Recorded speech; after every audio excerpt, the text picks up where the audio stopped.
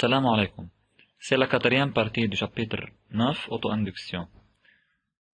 Dans cette partie, on va donner l'expression de l'énergie magnétique emmagasinée dans une bobine et interpréter l'apparition des étincelles à l'ouverture d'un circuit. Premièrement, comme résumé de la partie précédente, l'équation différentielle lors de l'établissement du courant est dI sur dt plus R sur L, I égale E sur L. La solution de cette équation est Im, facteur de 1 moins exponentielle à la puissance moins t sur tau. L'équation différentielle durant la rupture du courant est dI sur dt plus R sur L, I égale à 0. La solution de cette équation est I maximum E à la puissance moins t sur tau. Tau est appelé la constante de temps qui représente le temps nécessaire par le courant pour atteindre 63% de sa valeur maximale lors de l'établissement et 37% lors de sa rupture. Dans le SI, tau est exprimé en secondes. Tau égale l'inductance L sur la somme des résistances R dans le circuit. Premièrement, on va parler à propos de la distribution de la puissance dans une bobine.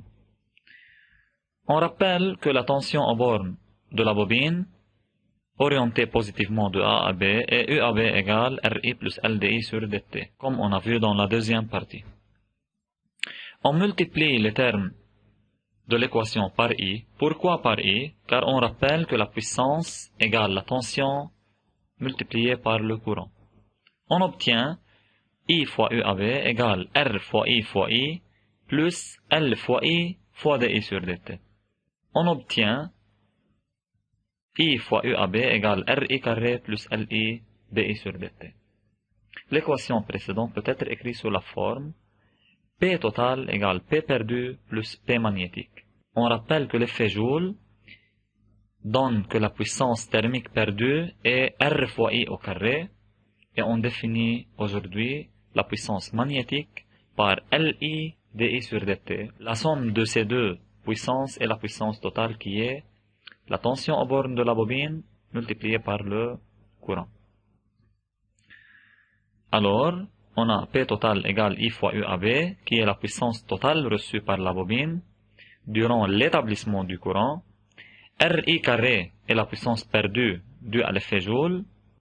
Et la troisième puissance est la puissance magnétique qui est égale à LI DI sur dt. Cette puissance est la puissance magnétique associée à son auto-induction. Par suite, pour chercher l'expression de l'énergie emmagasinée dans la bobine, on considère un circuit contenant un générateur de tension continue avec une bobine de résistance R et d'inductance L avec un conducteur ohmique de résistance R. Le circuit est orienté dans le sens réel du courant. L'expression de la puissance est toujours la variation infinitésimale de l'énergie magnétique emmagasinée par rapport au temps. Alors, pour chercher l'expression de l'énergie emmagasinée, on calcule la primitive de la puissance magnétique par rapport au temps. Alors, on peut dire que l'énergie égale primitive de LI DI sur dt fois dt. On obtient primitive de LI DI. Alors, la variable est I. Le primitif de I DI est 1 demi I carré. Alors, l'énergie devient 1 demi LI carré plus constante. Mais, comme AT égale à 0, le courant est 0, alors l'énergie emmagasinée dans la bobine est 0. Alors, le constante provenant de primitive est 0. Par suite, l'expression de l'énergie magnétique emmagasinée dans une bobine est donnée par 1 demi LI carré. L'énergie exprimée en joules, L en Henry et I en ampères. Spécialement si on va étudier l'énergie magnétique emmagasinée durant l'établissement du courant, on a I égale I maximum 1 moins E moins T sur tau. On remplace I dans l'expression de l'énergie qui est 1 demi LI au carré. On obtient 1 demi LI maximum carré. Ce terme représente l'énergie magnétique maximale qui va être emmagasinée dans la bobine à la fin de l'établissement du courant, multiplié par le facteur 1 moins exponentielle moins T sur tau au carré. W, qui est l'énergie, augmente, donc la bobine emmagasine de l'énergie. Quand il emmagasine de l'énergie, alors la bobine se comporte comme un récepteur. Et à la fin de l'établissement, quand T tend vers l'infini, I égale I maximum, et l'énergie devient constante, 1 demi LI maximum au carré, qui est le maximum d'énergie magnétique emmagasinée dans la bobine. Dans ce cas, la variation de l'énergie magnétique par rapport au temps prend cette forme. Dans le cas de la rupture du courant, on a I égale I maximum E moins T sur tau. On remplace I dans l'expression de W qui est 1 demi LI carré. On obtient 1 demi LI maximum au carré multiplié par E moins T sur tau au carré. À T égale 0, W égale W maximum, mais pour T tend vers l'infini, l'énergie devient 0. Dans ce cas, W diminue, donc la bobine fournit de l'énergie, alors elle se comporte comme un générateur. Et dans ce cas, la variation de W par rapport au temps est de cette forme. Application.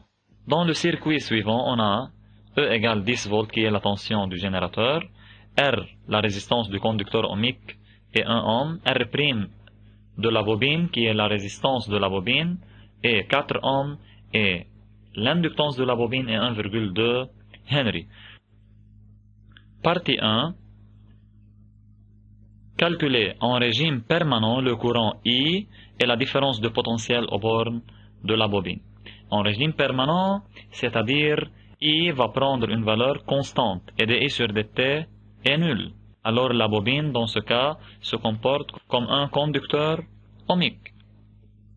On dit que I égale E sur R plus R', car la bobine joue le rôle d'un conducteur ohmique, alors ce circuit est considéré comme deux conducteurs ohmiques en série, leur résistance équivalente est R plus R', alors I égale E sur R plus R', en remplaçant E par 10, et R', leur somme est 5, 10 sur 5 égale 2 ampères. Et en régime permanent, la bobine se comporte comme un conducteur ohmique de résistance R', comme on a dit.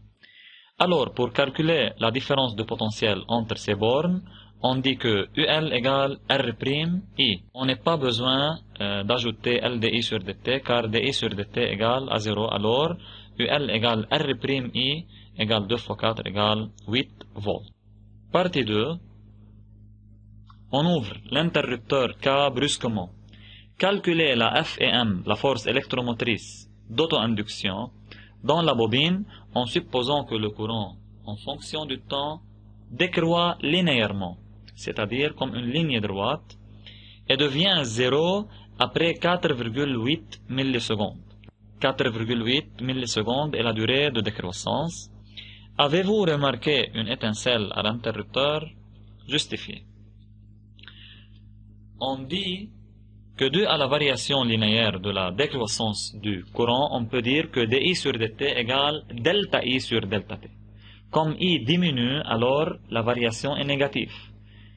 Le courant initialement était 2 ampères. Quand on ouvre l'interrupteur, ce courant va devenir 0 ampères. Alors la variation est 0 moins 2 sur la durée qui est 4,8 millisecondes, c'est-à-dire 4,8 fois 10 puissance moins 3. Puis, on dit que E égale moins LDI sur dt, alors E égale moins L 1,2 Henry, et DI sur dt égale moins 2 sur 4,8 fois 10 puissance moins 3, on obtient 500 volts.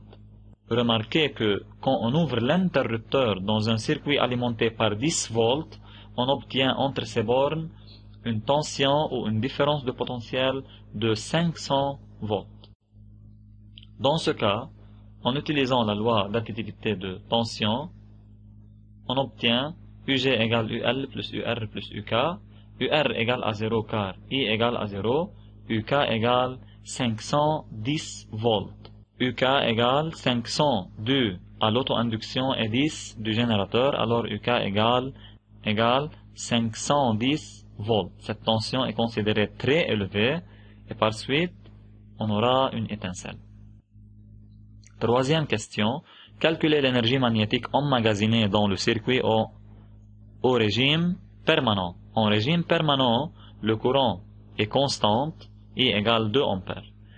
Alors, W égale 1/2 LI carré, en régime permanent I égale 2 ampères, alors on remplace chaque terme par sa valeur, on obtient W égale 2,4 joules.